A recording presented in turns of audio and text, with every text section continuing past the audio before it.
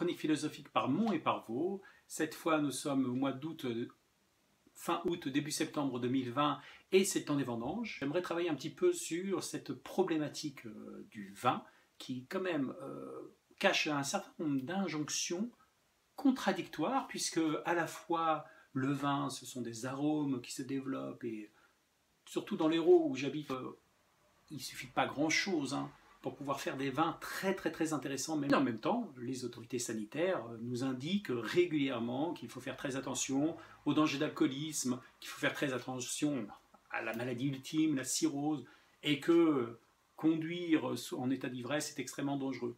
Donc, si vous voulez, c'est un petit peu ces injonctions, justement, totalement antinomiques que j'aimerais travailler avec vous d'un point de vue philosophique. Alors, pourquoi ? Eh bien, parce que tout compte fait, ça traduit une certaine relation que nous, humains, nous avons avec l'existence. D'un côté, nos démons, nos addictions, nos plaisirs, nos envies, notre irrationalité, et de l'autre côté, au contraire, notre rationalité, qui passe par un discours correctement structuré, qui passe par un discours scientifique, et qui amène à l'idée que tout compte fait, la vie devrait être davantage contrôlée. Alors cette opposition, cette antinomie qui existe dans nos existences, on va pouvoir y réfléchir grâce à la mythologie grecque, et en particulier à deux dieux grecs. D'un côté, Dionysos, le dieu du vin, et de l'autre côté, Apollon, le dieu de la beauté. Et l'opposition entre ces deux dieux vont nous permettre de comprendre un petit peu mieux toute l'ambiguïté, la complexité, voire la contradiction qu'il y a dans nos propres existences. Alors pourquoi parler de mythologie grecque alors qu'il s'agit d'une croyance qui a disparu depuis plus de 2000 ans, et bien entendu, loin de moi l'idée de vouloir vous faire, essayer de croire en l'existence de Dionysos ou de Bacchus. Mais néanmoins, enfin, c'est une question qui a toujours travaillé la philosophie, puisque depuis les origines, il y a une opposition entre ce qu'on appelle le mythos, c'est-à-dire toute la mythologie, qui sont des récits qui portent sur les origines, sur l'existence de Dieu, et qui ne sont pas du tout des récits arbitraires, mais qui au contraire plongent dans les racines presque de l'inconscient collectif, pour reprendre une expression de Carl Jung, d'archétype collectif. Et face à ce mythos, en philosophie, il y a le logos, c'est-à-dire le discours rationnel. Logos en français, ça a donné toutes les références à la science, comme la biologie, la science du vivant, la sociologie, la psychologie, etc., etc. Donc, cette opposition entre logos et mythos a structuré elle-même l'histoire de la philosophie. Décidément, cette chronique, c'est véritablement, la chronique philosophique des contradictions, des oppositions, encore une fois, des antinomies, c'est-à-dire nomos, ça veut dire loi en grec, c'est-à-dire des injonctions totalement différentes les unes des autres. Alors, est-ce que c'est bien sérieux, néanmoins, de s'intéresser à la mythologie ? Pourquoi est-ce que des auteurs aussi célèbres que, par exemple, Nietzsche, qui est un des plus grands philosophes de la fin du XIXe siècle, qui est mort en 1900 tout juste, qui a marqué toute la pensée du XXe siècle, pourquoi est-ce que quelqu'un comme Nietzsche a écrit son premier livre, La naissance de la tragédie, consacré aux deux dieux que je vous propose de travailler aujourd'hui, Dionysos et Apollon? Pourquoi est-ce que Nietzsche s'intéresse à la mythologie?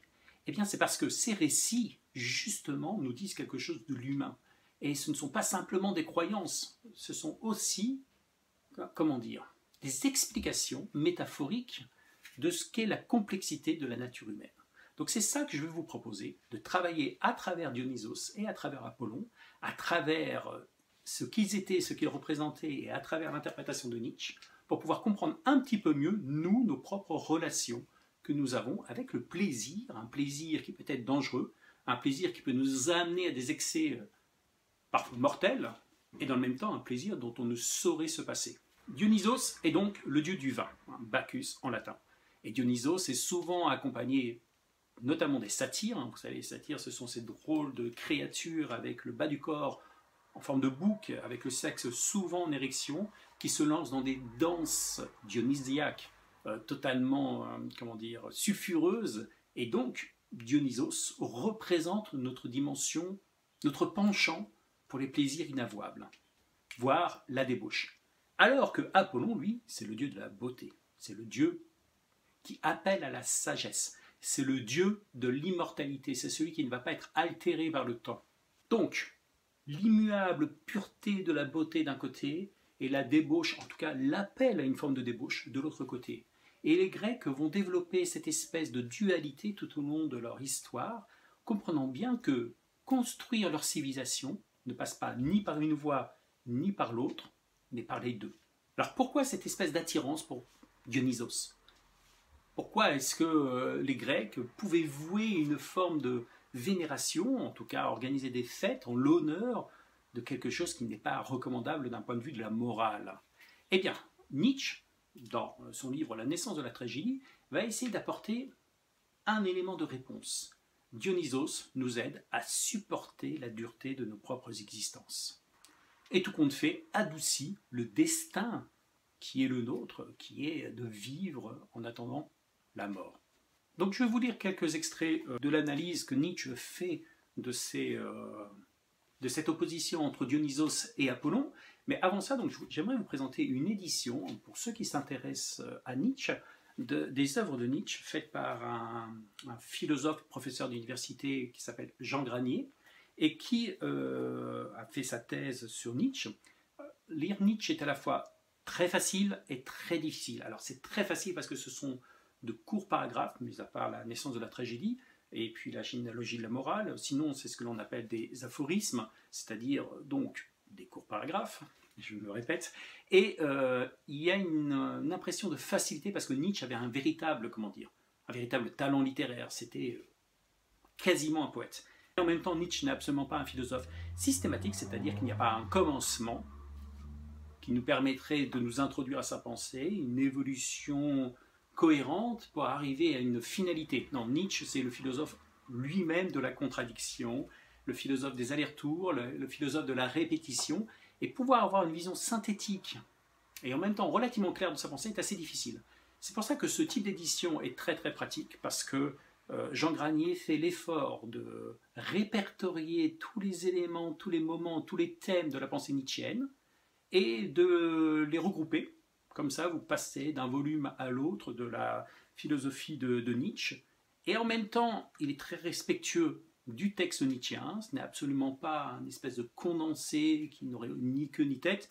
Au contraire, il y a quasiment l'intégralité des moments les plus importants de la pensée de Nietzsche dans cette œuvre. Donc je vous conseille, voilà, Nietzsche, Vie et vérité, texte choisi, aux éditions PUF, texte choisi par Jean Granier, qui fut un des grands spécialistes de l'histoire et de la philosophie de Nietzsche dans les années 60, 70, 80, donc ça date d'il y a quelques années. Alors donc, voilà le premier extrait que je vous propose de lire.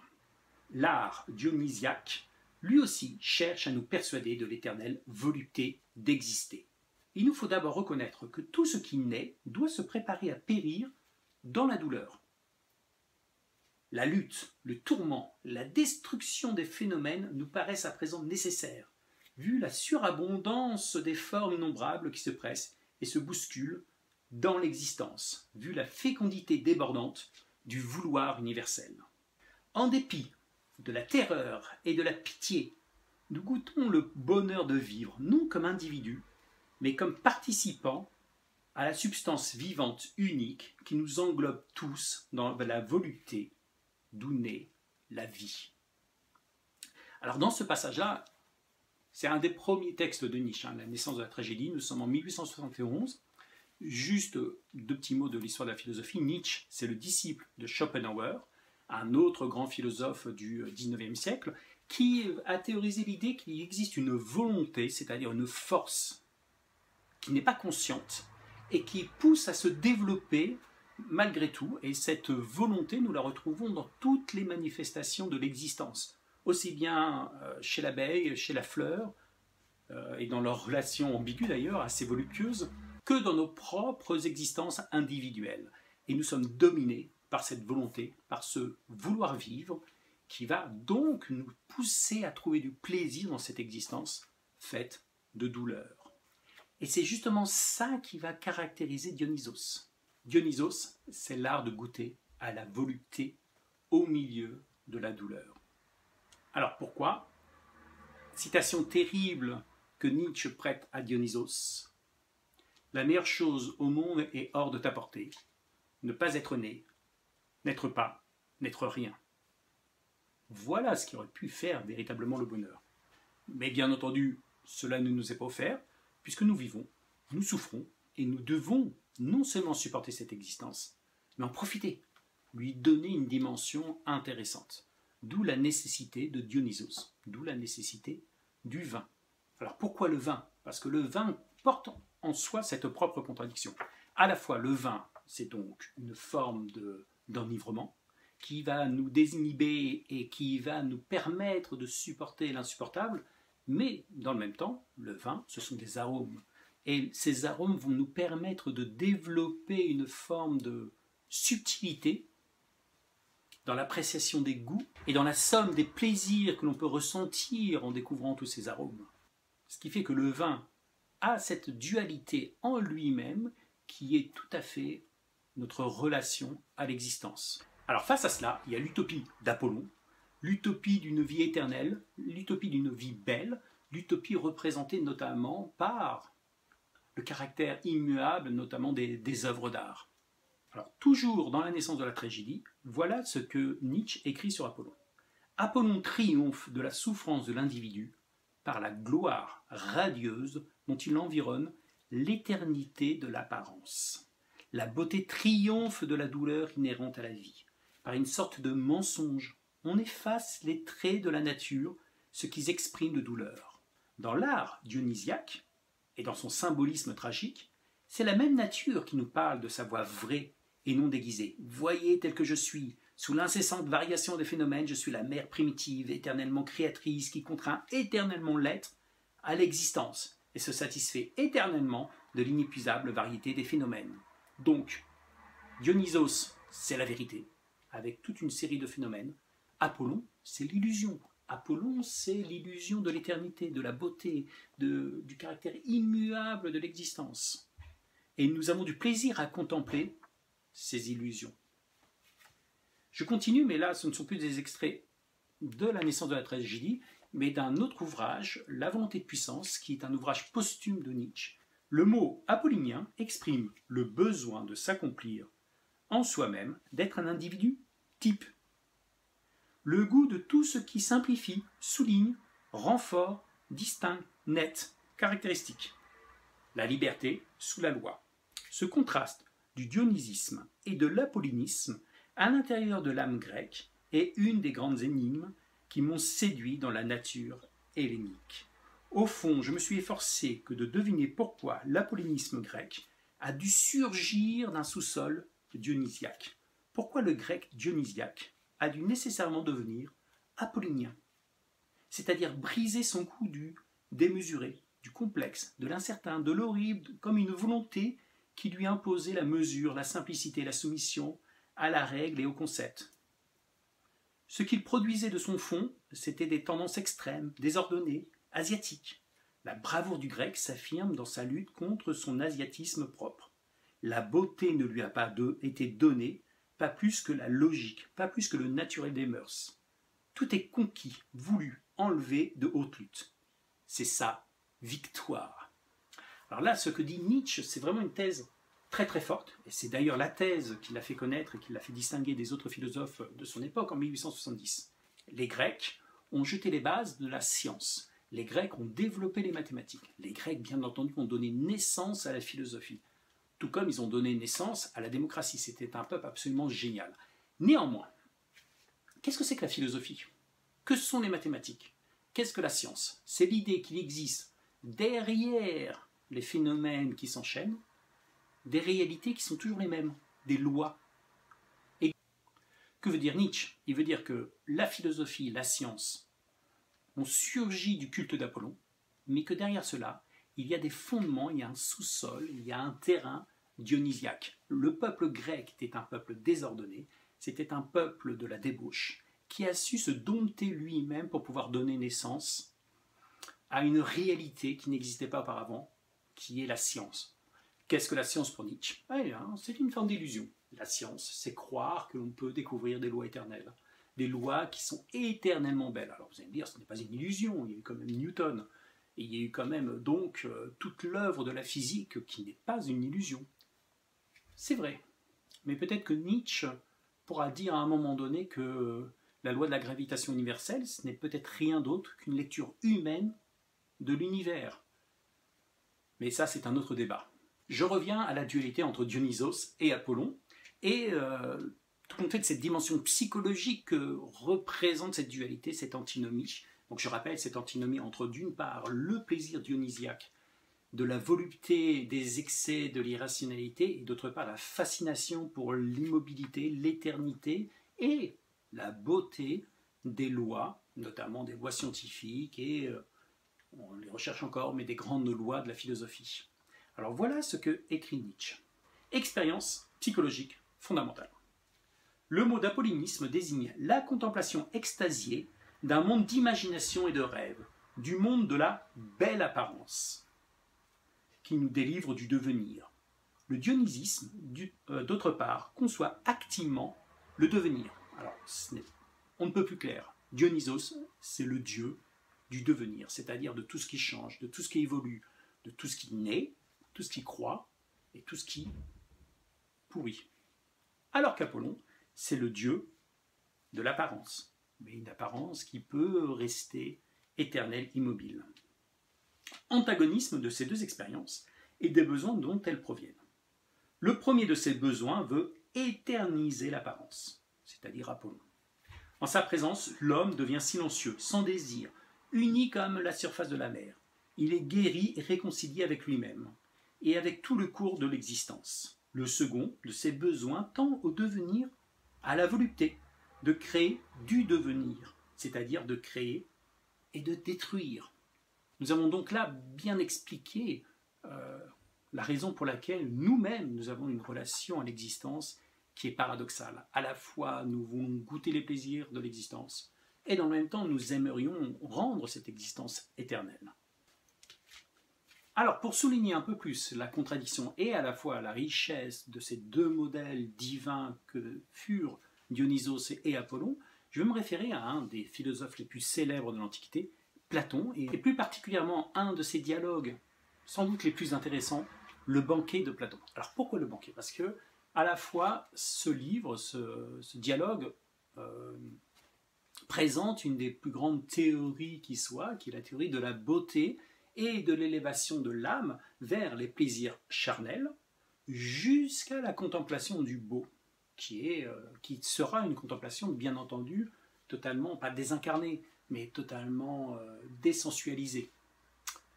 Mais dans le même temps, alors le banquet, je vous explique l'histoire du banquet, c'est Agathon, un ami de Socrate qui gagne un concours de beauté, qui réunit tous ses amis au cours d'un banquet pour pouvoir, faire des discours sur l'amour. Et donc, les uns après les autres, après un rituel très très précis, les philosophes, après avoir mangé, après avoir bu du vin, mais il faut savoir boire sobrement, décident de développer leur propre vision de l'amour, et notamment leur propre vision de l'amour homosexuel. Et donc, il y a un certain nombre de discours qui sont très célèbres, notamment celui d'Aristophane sur la dimension hermaphrodite de l'humanité. Nous étions à l'origine des boules avec deux paires de bras, deux paires de jambes, deux têtes, et nous étions très puissants, nous avancions très rapidement, et les dieux, pour nous punir, nous ont coupés en deux, et c'est la raison pour laquelle, depuis cette époque-là, nous recherchons notre moitié. Et d'autres dialogues qui sont de plus en plus philosophiques, pour terminer avec le discours de Socrate, qui va justement parler de cette élévation de l'âme. Alors, dans ce dialogue, Socrate joue son rôle de philosophe. C'est-à-dire qu'il va expliquer qu'au-delà du devenir, au-delà du côté éphémère des relations humaines, au-delà du côté insatiable de la recherche de l'amour physique, il y a une autre forme de beauté qui est beaucoup plus éternelle. Et en quelque sorte, Platon, c'est le philosophe apollinien par excellence, en tout cas tel que le définit Nietzsche. Mais dans le même temps, le banquet, c'est une mise en scène, et vous avez l'amour de Socrate, Alcibiade, qui surgit à la fin du banquet, totalement saoul, et qui court après Socrate pour pouvoir avoir des relations sexuelles.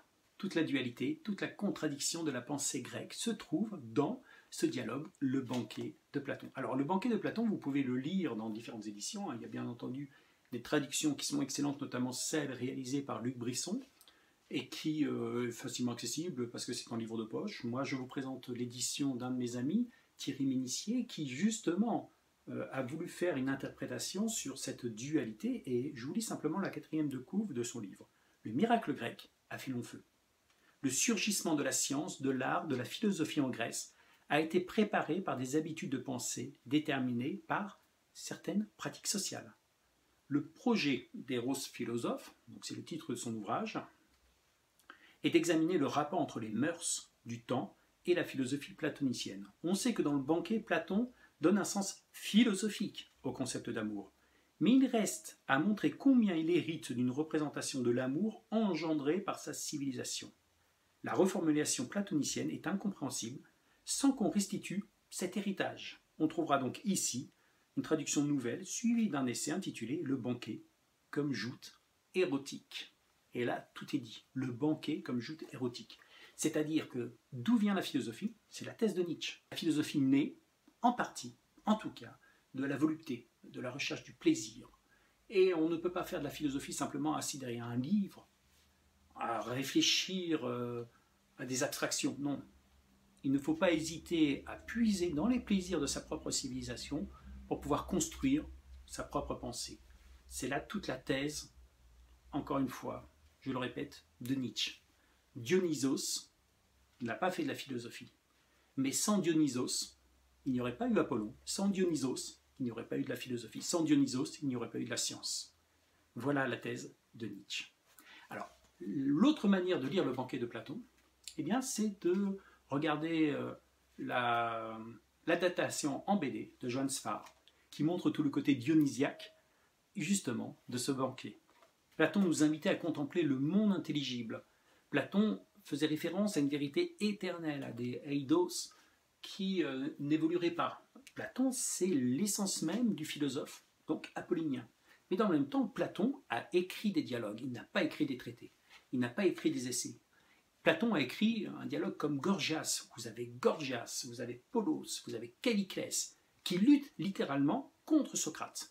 Et c'est presque une lutte physique, en tout cas, c'est une joute oratoire, une joute parfois violente. Platon a compris, tout compte fait, que l'origine, les sources de sa pensée ne se trouvaient pas uniquement dans la contemplation de l'éternel, mais aussi dans ce que l'on peut appeler la vie humaine. D'ailleurs, après l'éloge de l'amour homosexuel par Pausanias, Socrate, lui, il a parlé d'Eros. Eros, c'est un demi-dieu. Son père, c'était Poros, le dieu de l'abondance. Sa mère, c'était Pénia, une espèce de va-nu-pied qui ne possédait rien du tout. Et Eros, c'est toujours à mi-chemin entre le savoir et l'ignorance. Eros, c'est toujours à mi-chemin entre le plaisir éphémère et la recherche d'une forme d'éternité. C'est pour ça que tout compte fait, le banquet, c'est véritablement un dialogue dionysiaque. Alors, pour conclure cette chronique, je suppose que ça va donner un petit peu de l'eau au moulin d'un certain nombre d'entre vous qui vont faire la blague assez facile. Vous voulez faire de la philosophie? Eh bien, buvez. Devenez alcoolique, voire, dans certains cas, fumez, et vous verrez, vous ferez de la bonne philosophie. C'est un petit peu plus subtil que cela. Pourquoi? Parce que une fois que vous serez alcoolisé, vous allez raconter n'importe quoi et vous allez faire de la philosophie de comptoir. Non, non, attention. La philosophie, ce n'est pas simplement un art dionysiaque. C'est un art dionysiaque et apollinien. C'est-à-dire qu'il faut avoir la capacité de partir de Dionysos, c'est vrai, des plaisirs de l'existence humaine et de la reconnaissance de la difficulté de l'existence humaine, mais être capable de s'élever, comme l'a fait Platon, vers la contemplation de quelque chose de beaucoup plus grand, de beaucoup plus éternel, de beaucoup plus,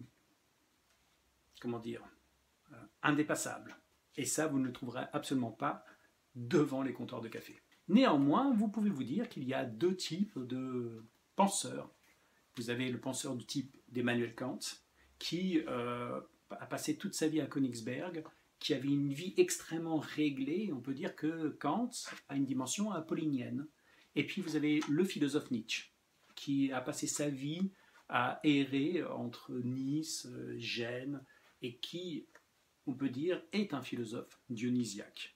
Si vous êtes apollinien, vous aurez davantage de plaisir à rester dans votre bureau, à écrire et à développer de grandes théories qui parfois vont être fécondes. Je ne suis pas en train de dire que Kant est un philosophe à négliger, bien au contraire, c'est un des philosophes les plus puissants de toute l'histoire de la pensée, mais ce n'est pas le seul modèle. Il y a d'autres philosophes qui ont agi, alors je peux penser aussi à Jean-Paul Sartre, d'une autre manière et qui ont développé une autre philosophie. Les deux ne sont pas incompatibles, peut-être que les deux sont complémentaires, et parfois il y a des philosophes qui sont capables de faire le chemin de Dionysos vers Apollon, d'autres philosophes, peut-être un peu plus rares, qui sont capables de partir d'Apollon et de découvrir au fur et à mesure les vertus des danses dionysiaques. Mais quoi qu'il en soit, le vin comporte aussi cette ambiguïté, c'est-à-dire que le vin, c'est à la fois un lieu de rencontre, qui a pour prétexte la recherche de nouveaux plaisirs, les plaisirs du palais, mais c'est aussi le dialogue avec l'autre, puisqu'il faut échanger sur ces arômes. Nous ne ressentons pas tous ces mêmes arômes, nous ne mettons pas tous les mêmes mots sur ces arômes, et nous sommes à la recherche d'une forme de perfection dans la dégustation, et Dieu sait si j'en suis loin.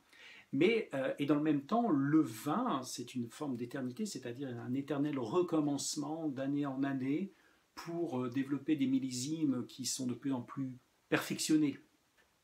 Et puis, tout compte fait, lorsque les gens boivent du vin, à la fois vous pouvez tomber sur des imbéciles, des braillards, et dans le même temps vous pouvez tomber sur des gens qui ont des traits de génie. C'est peut-être un peu plus rare, mais ça peut arriver. Voilà, c'est la fin de cette chronique donc consacrée au vin, consacrée à Dionysos, à Apollon, consacrée à Nietzsche et à Platon. Donc si vous avez aimé cette chronique, n'hésitez pas à liker s'il vous plaît et à vous abonner à ma chaîne YouTube. Et je vous retrouve le mois prochain avec une chronique consacrée au génie dans l'art. Je sais que ça fait un petit peu de temps que je la promets, mais elle est en préparation et elle arrive très très bientôt. Bye bye!